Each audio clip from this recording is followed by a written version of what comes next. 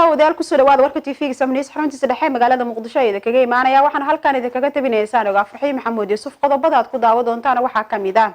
shirka wada tashiga qaranka ayaa ka furmay magaalada Muqdisho ra'iisul wasaaraha xukuumadda Soomaaliya ayaa madaxweynaha dowlad goboleedka Hirshabelle ka qanciyay tabashooyin ay qabeen maamulka Hirshabelle maamulka dowlad goboleedka Puntland ayaa war ka soo saaray weerarkii al-shabaab ay ku qaadeen deegaanka Wasiil ee gobolka Mudug waxgarad siyaasiyiin iyo sidoo kale aqoon-yahano ka soo jeeda deegaanada Sool Sanaag iyo Cayn ayaa maalintii labaad shir uga socda magaalada Muqdisho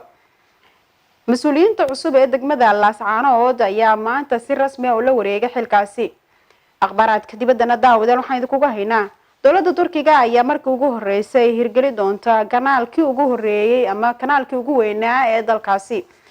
in ka badan 40 dowladood ayaa waxa ay ka shirayaan sidii ay uga hortagi lahaayeen ururka la magac baxay dowladda Islaamka akhbaraadkaasi oo kuwa kale ayaa daawadayaal ku daawan doontaan warka